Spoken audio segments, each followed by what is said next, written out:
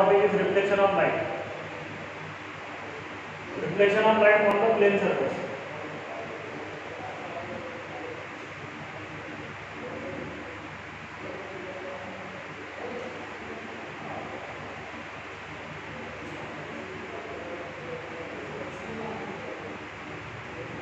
म्हणजे plain surface वरून लाईटचं रिफ्लेक्शन कसं होतं ते आपल्याला एक्सप्लेन करायचं आणि लॉज ऑफ रिफ्लेक्शन आपल्याला प्रूव्ह करायचं.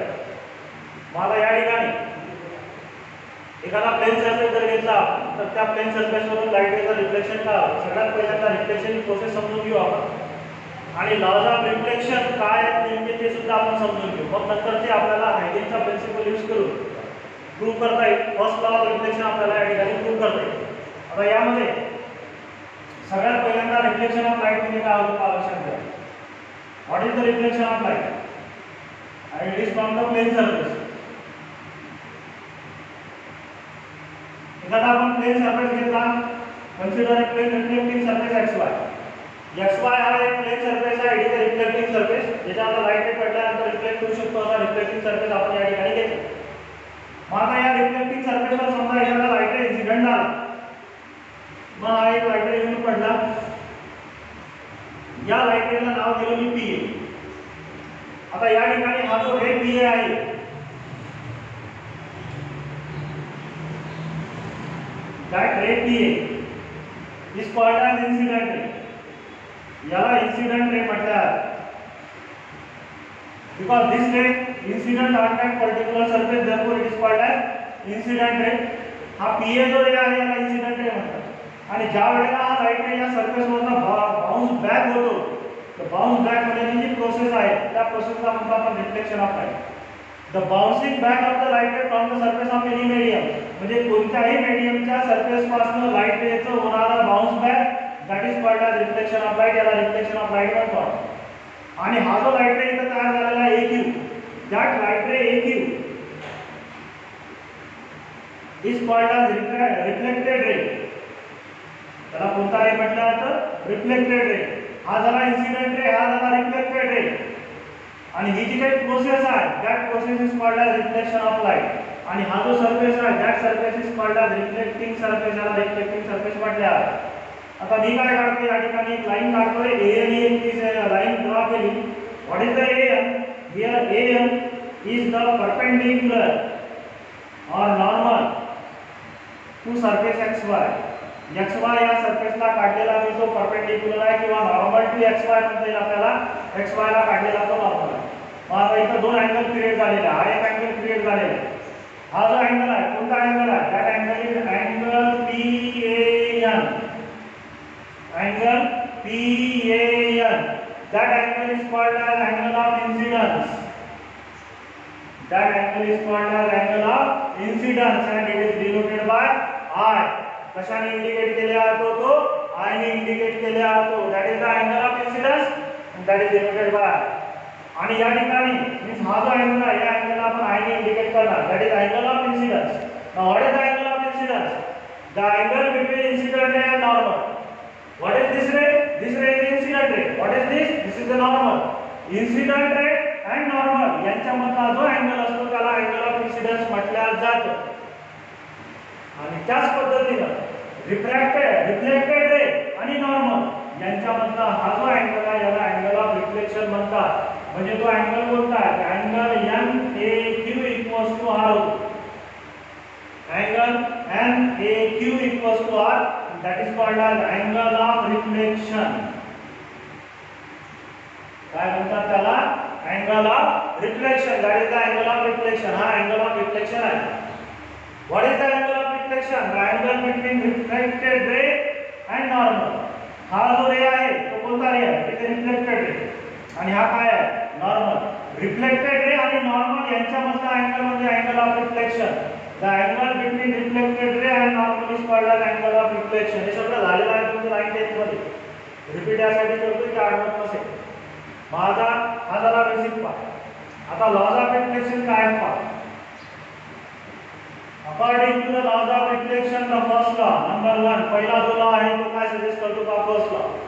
The angle of incidence is always equal to the angle of reflection. Angle of incidence आणि अँगल ऑफ रिफ्लेक्शन हा नेहमी इक्वल असतो, म्हणजे I इक्वल्स टू R असतो. Angle I equals to angle R. This is the first law of reflection. रिफ्लेक्शनचा हा पहिला law आहे.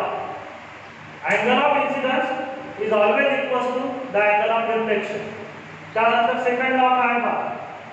सेकंड लॉ आहे incident ray, reflected ray and normal lie in same plane. lie in same plane. एकाच plain मध्ये असतात. That means they are coplanar. एकाच plain मध्ये आहे म्हणजे याचा अर्थ काय ते कोप्लेनर आहे. म्हणजे हा इन्सिडेंट रे, हा नॉर्मल आणि हा रिफ्लेक्टेड रे हे एकाच प्लेन मध्ये आहे, बोर्डच्या प्लेन मध्ये आहे. तुम्ही नॉर्मल असा नाही काढू शकत. तुम्हाला नॉर्मल असाच काढावा लागेल जो या दोघांच्या प्लेन मध्ये असेल.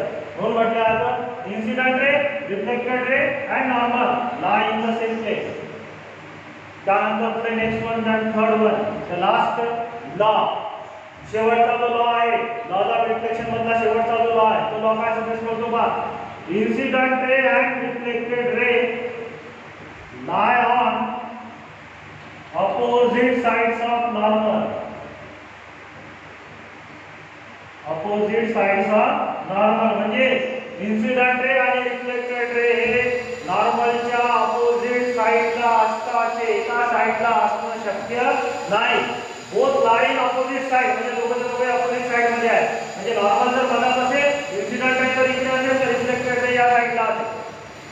जर तुम्ही इन्सिडेंट रे हा राइट साइडला जर घेतला तर रिफ्लेक्टेड रे हा लेफ्ट साइडला असेल. म्हणजे नॉर्मल दोघांच्या मधात राहील. हे लक्षात घ्या. This is the third law. and these three are called as laws of reflection. हे काय आहे? लॉज ऑफ रिफ्लेक्शन आहे. आणि लॉज ऑफ रिफ्लेक्शन हे तीन आहे. Angle of incidence is always equals to the angle of reflection. Incident ray, reflected ray and normal lie in same plane. and the last one incident ray and reflected ray lie on opposite sides of normal. तर हे जे तीन lodge आहेत, या तीन लॉजला म्हणतात lodge of reflection. हा basic part झाला. हा पार्ट आपला 12शी काही घेणं देणं नाही, पण तुम्हाला पुढचा टॉपिक समजण्यासाठी रिव्हिजन म्हणून मी या ठिकाणी घेतलेला.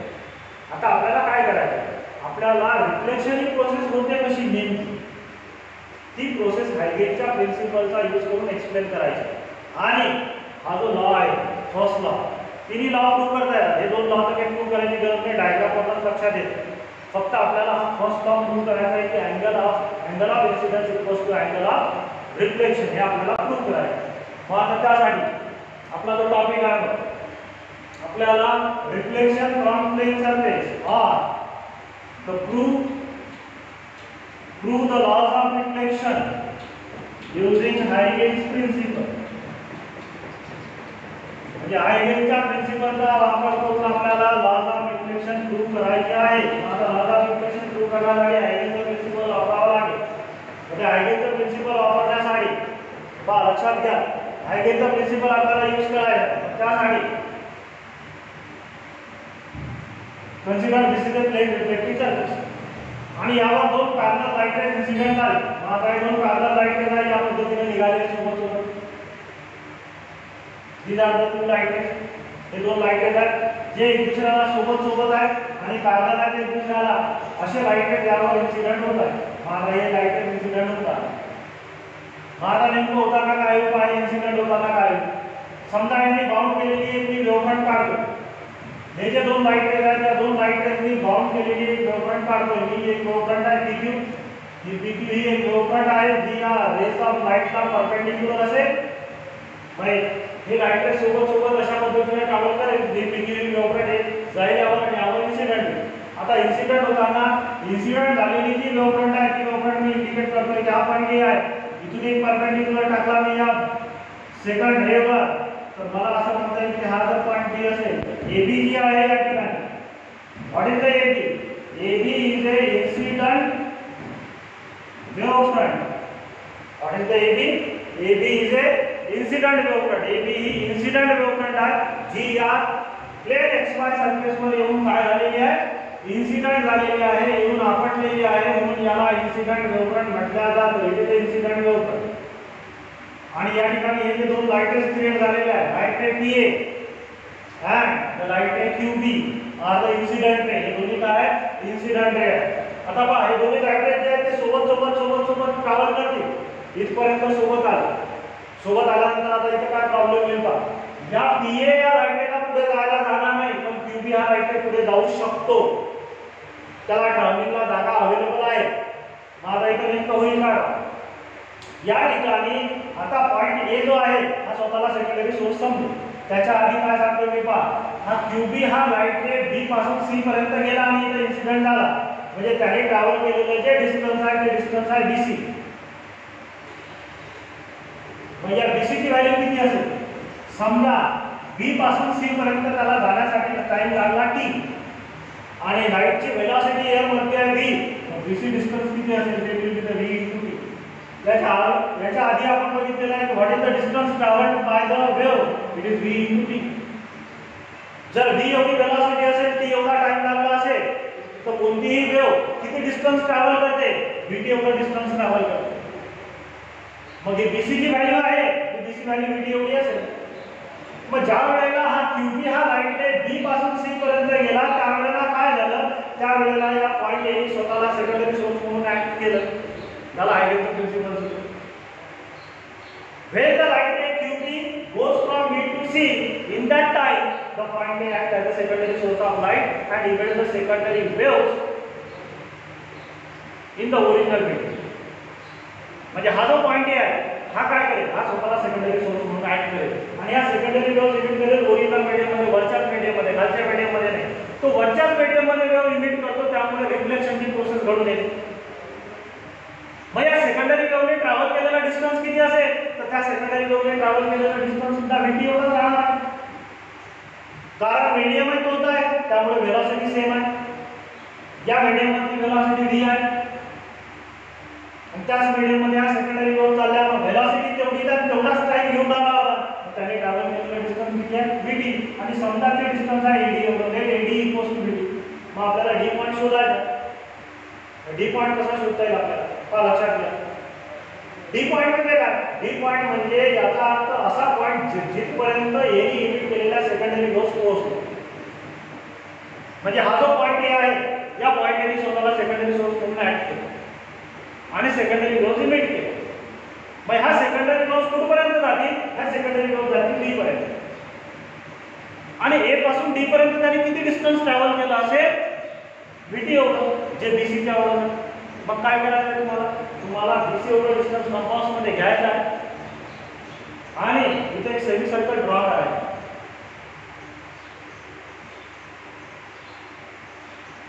तुम्हाला एक सेमी सर्कल ड्रॉ करायचा. सेमी सर्कल असा आहे की ज्याची रेडियस VT एवढी असेल, आणि पॉइंट A हा त्याचा सेंटर असेल. हा सेमी सर्कल काय इंडिकेट करतो?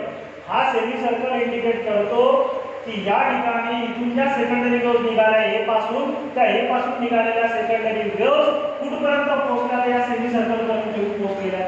कारण या सेमी सर्कल वरच्या प्रत्येक पॉइंटचा डिस्टन्स किती असेल? VT.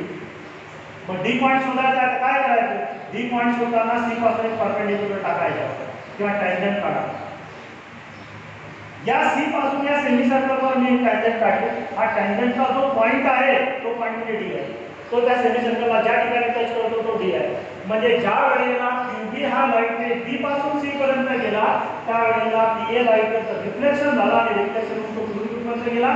It travels from A to D. A पासून D पर्यंत ट्रॅव्हल करतो. हे काय झालं पहा. ज्या वेळेला QB लाईट रे B पासून C पर्यंत गेला, त्यावेळेला पॉइंट A ने स्वतःला सेकंडरी सोर्स म्हणून ऍक्ट केला आणि सेकंडरी वेव्हस इमिट केल्या आणि या सेकंडरी वेव्हस कुठपर्यंत गेल्या? A पासून D पर्यंत गेल्या आणि लाईटचं रिफ्लेक्शन झालं. आता इथं जी CD ही लाईन मिळाली आपल्याला, that is called as reflected wavefront. ही काय आहे? रिफ्लेक्टेड वेव्हफ्रंट आहे. पहा ही वेव्हफ्रंट याच्यावरून आपटली म्हणून इन्सिडेंट वेव्हफ्रंट, आणि ज्यावेळेला लाईट रिफ्लेक्ट होऊन परत आला त्यावेळेला ही जी वेव्हफ्रंट आहे ही आहे रिफ्लेक्टेड वेव्हफ्रंट. आफ्टर रिफ्लेक्शन पहिली वेव्हफ्रंट अपीअर झाली म्हणून त्याला रिफ्लेक्टेड वेव्हफ्रंट म्हटलं. आणि पुढे काय होईल? पुढे हा लाईट रे जसा जसा पुढे ट्रॅव्हल करेल, C च्या ठिकाणी सेम प्रोसेस होईल, A च्या ठिकाणी अशी झाली होती तीच. हा स्वतःला सेकंडरी सोर्स म्हणून ऍक्ट होईल. Secondary source secondary waves emit secondary force कोणत्या डायरेक्शनला असेल तर त्या डायरेक्शनला असेल. हा जो लाईट आहे CS आणि AR ही दाखवली रिफ्लेक्टेड रेस. हे कोणते रेस झाले? रिफ्लेक्टेड रेस झाले.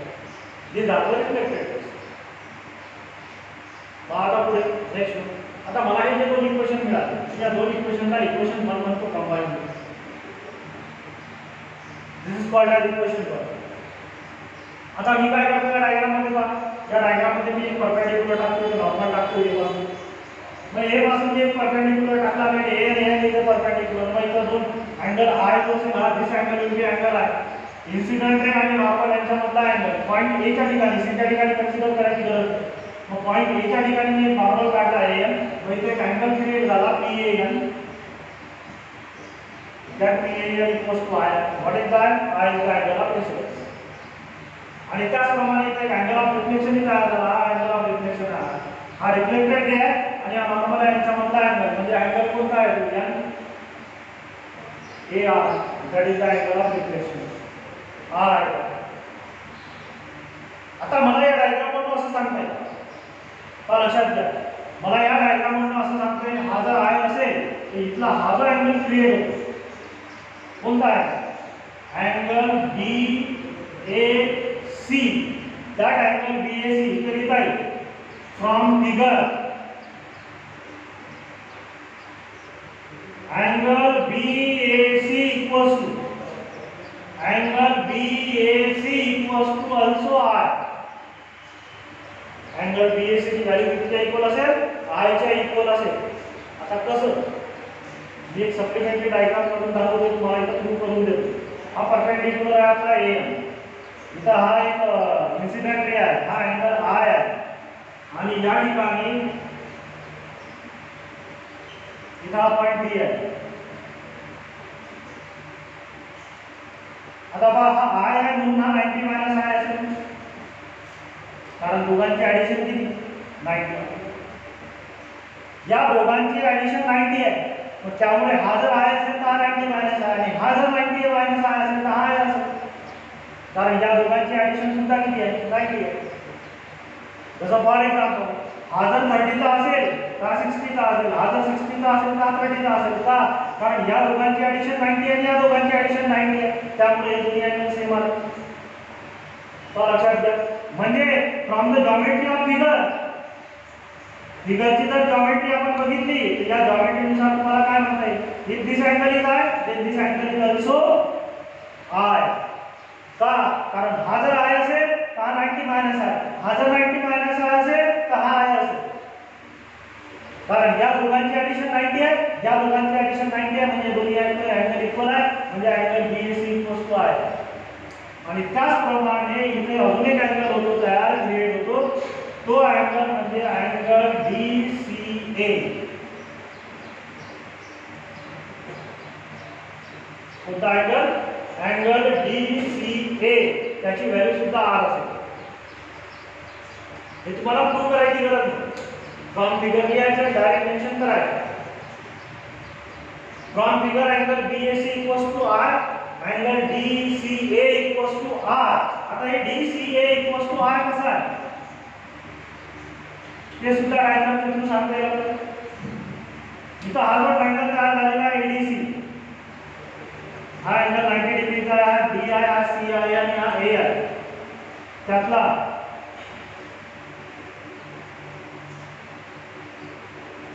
हा जो अँगल आहे हा अँगल R.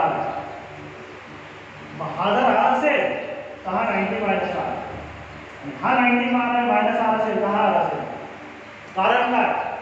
हा ट्रायंगल मधला राईट अँगल ट्रायंगल आहे. राईट अँगल ट्रायंगल म्हणजे 90 चा अँगल केला म्हणजे या दोघांची ऍडिशन 90 आहे. या दोघांची ऍडिशन 90 आहे. बघा जसं या दोन अँगलची ऍडिशन 90 आहे, या दोन अँगलची ऍडिशन 90 आहे. हा कॉमन आहे म्हणजे आता आपले दोन अँगल सारखे. म्हणजे हा जर 70 असेल हा 20 आहे. हा जर 20 असेल तर 70 आहे. म्हणजे 70 सेम. म्हणून हा अँगल जर R असेल तर हा अँगल सुद्धा R असेल. म्हणजे अँगल DCA इक्वल्स टू काय मिळेल आपल्याला? R मिळेल. Means angle BAC equals to I as well as angle DCA equals to काय लिहिलं आपण? R. आता आपल्याला I इक्वल्स टू R हे प्रूव्ह करायचं आहे. म्हणजे दोन्ही अँगल सारखे आहेत हे प्रूव्ह करायचं आहे. आता हे दोन्ही अँगल सारखे आहेत ते कसं प्रूव्ह करता येईल पहा. हे दोन्ही अँगल सारखे आहेत ते प्रूव्ह करण्यासाठी लक्षात घ्या हे दोन्ही अँगल सारखे आहेत म्हणजे आय आणि आर हे सेम आहे. याचा अर्थ दोन्ही अँगल सेम आहे. दोन्ही अँगल सेम आहे तर दोन ट्रायंगल कॉन्ग्रुएंट आहे प्रूव्ह करा. दोन ट्रायंगल जर तुम्ही कॉन्ग्रुएंट असतील प्रूव्ह करू शकले त्या दोन्ही साइडचे दोन्ही अँगल सेम दोन्ही अँगल सेम आहे म्हणजे आय ची व्हॅल्यू आर च्या एवढी. आता हे कसं प्रूव्ह करता येईल.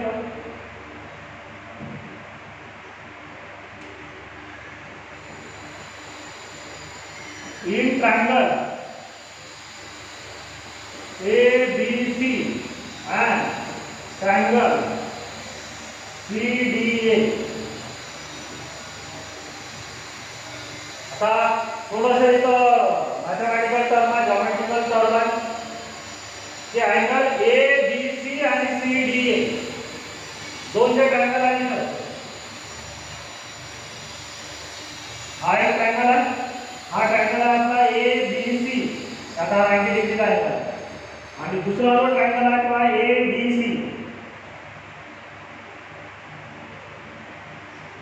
हा ABC आणि दुसरा जो आहे तो आहे ADC. आता या दोन्ही ट्रायंगल मध्ये पहा काय काय कॉम्पोनेंट आहे ते प्रूव्ह करता येईल आपल्याला. एक तर सगळ्यात पहिले तर साइड AC कॉमन आहे दोघांमध्ये हायपोटेन्युअस आहे. मग या ठिकाणी इथे काय side AC is congruent to side AC किंवा CA. Side AC is congruent to side AC because it is a common side, common side. त्याच्यानंतर पुढे नेक्स्ट वन अजून एक साइड सारखी आहे कोणती BC आणि AD कारण BC ची व्हॅल्यू सुद्धा VT आहे आणि AD ची व्हॅल्यू सुद्धा VT आहे म्हणजे या ट्रायंगल मध्ये साइड BC आणि या ट्रायंगल मध्ये साइड AD. हे side BC is congruent to side DA. आता तुम्हाला इथे जर लक्षात आलं असेल तर हा हायपोटेन्युअस आणि साइड आहे. मग बाय हायपोटेन्युअस साइड टेस्ट ही तुमची जॉमेट्री मध्ये झाली असेल 9th 10th मध्ये कुठे तरी.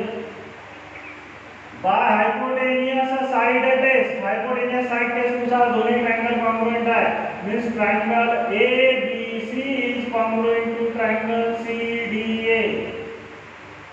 Triangle ABC is congruent to triangle CDA by hypotenuse side test. Hypotenuse side test जर आपण यूज केली तर hypotenuse side test नुसार हा hypotenuse congruent आहे आणि side congruent आहे याचा अर्थ दोन्ही ट्रायंगल congruent आहे. जर ट्रायंगल congruent असतील तर त्यांच्या करस्पॉन्डिंग जे अँगल असतात ते सुद्धा congruent असतात. कोणते करस्पॉन्डिंग अँगल घ्यायचे आपल्याला हे पाहिजे करस्पॉन्डिंग अँगल. मग हे करस्पॉन्डिंग अँगल घ्या. कोणते दोन करस्पॉन्डिंग अँगल आहेत angle BAC is congruent to angle DCA. Corresponding angle BAC is congruent to DCA. आणि BAC की व्हॅल्यू काय angle BAC I आहे angle DCA काय R आहे म्हणजे हा angle I equals to angle R म्हणजे angle I equals to angle R आपल्याला मिळाला. This law is a law of reflection. हा रिफ्लेक्शनचा लॉ आहे आणि जो आपण या पद्धतीने प्रूव्ह केला. फक्त या प्रूफ मध्ये एक लक्षात घ्या थोडंसं जॉमेट्रिकल मेथड आहे जी जॉमेट्रिकल मेथड ऑलरेडी प्रूव्ह झालेली आहे पण ते आठवावं लागेल. आठवलं इतकं सोपं आहे डेरिव्हेशन नाही तर मग डिफिकल्ट आहे. आणि हे दोन स्टेप लक्षात घ्या हे तुम्हाला प्रूव्ह करायची गरज नाही आहे हे डायरेक्ट लिहिलं तुम्ही तरी सुद्धा चालेल.